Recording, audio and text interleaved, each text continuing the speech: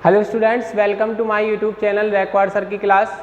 जैसा कि हमने क्या स्टार्ट किया था हमने अपनी क्लास 12th की फिजिक्स स्टार्ट की थी, जो कि 2 वीडियो अपने बन चुके हैं। अध्याय 1 है अपना विद्युत आवेश एवं क्षेत्र, इससे संबंधित 2 वीडियो अपने बन चुके हैं। कल हमने कूलाम का नियम जाना कि कूलाम का नियम क्या है और उसका व्यंजक क्या है और उसकी सीमाएं क्या हैं, तो आप पिछला वीडियो भी देख सकते हैं यदि ना देखा हो। आज हम क्या जानेंगे, आज के इस वीडियो में हम विद्युत क्षेत्र के बारे में जानेंगे और विद्युत क्षेत्र की तीव्रता के बारे में जानेंगे। ठीक है, तो विद्युत क्षेत्र क्या हो गया, जैसे देखो, जैसे मान लो चुंबकीय क्षेत्र है, तो चुंबकीय क्षेत्र में कहा कि जब जहाँ चुंबक से जहाँ तक चुंबक अपने प्रभाव को दिखा रहा है उतना उसका क्षेत्र कहलाए।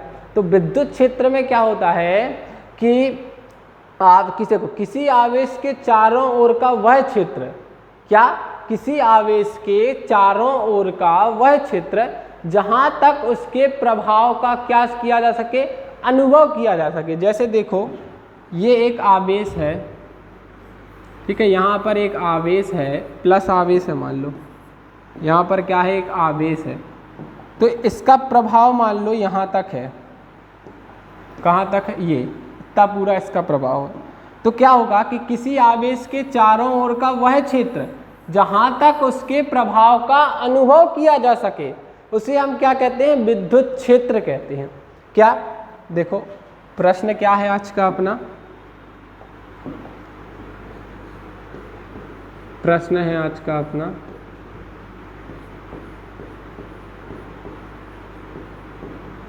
विद्युत क्षेत्र तथा विद्युत क्षेत्र की तीव्रता, विद्युत क्षेत्र तथा विद्युत क्षेत्र की तीव्रता को परिभाषित कीजिए।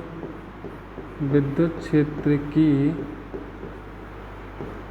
तीव्रता को परिभाषित कीजिए। विद्युत क्षेत्र तथा विद्युत क्षेत्र की तीव्रता को परिभाषित कीजिए तथा इसका मात्रक और विमीय सूत्र। देखो, मात्रक और विमीय सूत्र ज़्यादा जरूरी है, वो 1 नंबर वगैरह में पूछ लेते हैं। तथा इसका मात्रक, इसलिए जब भी आप प्रश्न में लिख कर आओ, यदि उन्होंने ये भी कहा है कि विद्युत क्षेत्र की परिभाषा लिखो, तो मात्रक विमीय सूत्र जरूर लिखना। तथा इसका मात्रक और विमीय सूत्र, मात्रक और विमीय सूत्र लिखिए। ठीक, तो ये है अपना आज का प्रश्न। ठीक है, तो मैंने आपके लिए विद्युत क्षेत्र की परिभाषा क्या बताई, क्या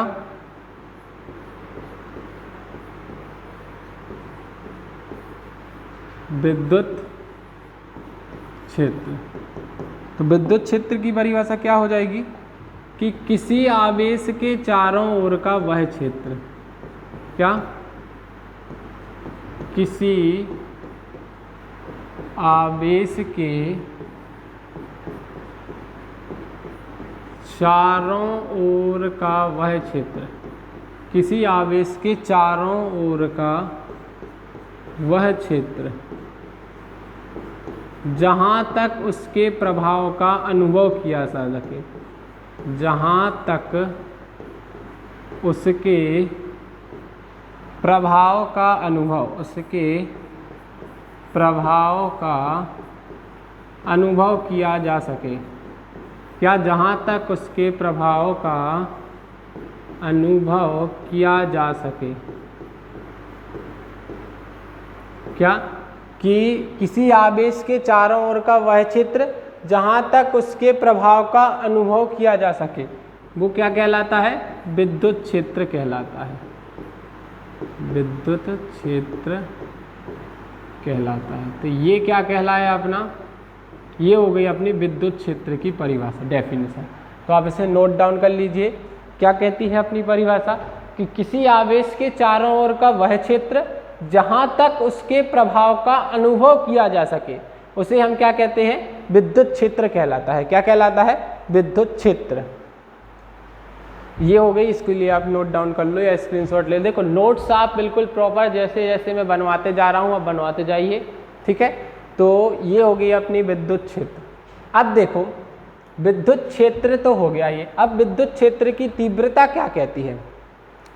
तो विद्युत क्षेत्र की तीव्रता कहती है कि विद्युत क्षेत्र के किसी बिंदु पर, क्या, विद्युत क्षेत्र के किसी बिंदु पर विद्युत क्षेत्र की तीव्रता, विद्युत क्षेत्र की तीव्रता एकांक आवेश पर लगने वाले बल के बराबर होती है। क्या? विद्युत क्षेत्र के किसी बिंदु पर, देखो विद्युत क्षेत्र के किसी बिंदु पर, विद्युत क्षेत्र के किसी बिंदु पर, विद्युत क्षेत्र के किसी बिंदु पर, विद्युत क्षेत्र के किसी बिंदु पर विद्युत क्षेत्र की तीव्रता, विद्युत क्षेत्र की तीव्रता, विद्युत क्षेत्र की तीव्रता एकांक आवेश पर, एकांक आवेश पर, एकांक आवेश पर लगने वाले, एकांक आवेश पर लगने वाले बल के बराबर होती है, लगने वाले बल के बराबर होती है। ये क्या है अपनी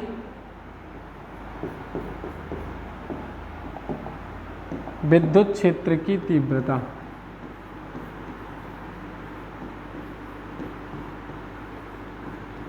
विद्युत क्षेत्र की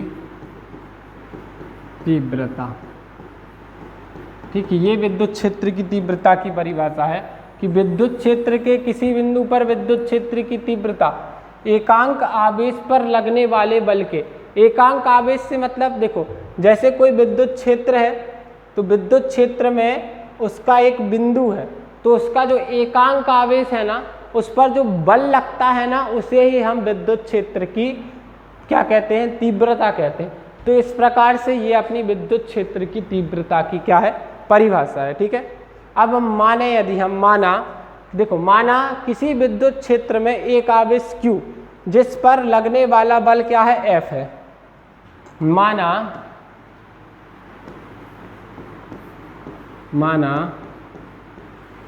किसी विद्युत क्षेत्र में, देखो माना किसी विद्युत क्षेत्र में एकांक आवेश Q, एकांक आवेश क्या है, एकांक आवेश Q, एकांक आवेश Q तथा उस पर लगने वाला बल, तथा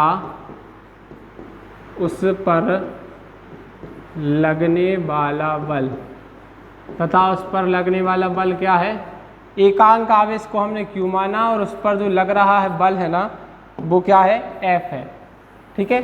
मतलब विद्युत क्षेत्र के किसी बिंदु पर एकांक आवेश अपना Q है और उस पर बल क्या लग रहा है, F है, तो विद्युत क्षेत्र की तीव्रता क्या हो जाएगी, तो विद्युत क्षेत्र की तीव्रता, देखो विद्युत क्षेत्र की तीव्रता, ये वाली लाइन ऐसा करो यहाँ ना लिख के, तो विद्युत क्षेत्र की तीव्रता, देखो विद्युत क्षेत्र की तीव्रता, तीव्रता के लिए हम किससे, E से डिनोट करेंगे, तो E equal to F upon Q, ठीक। E इक्वल टू क्या कर दे हम, F अपॉन Q। अब देखो इसका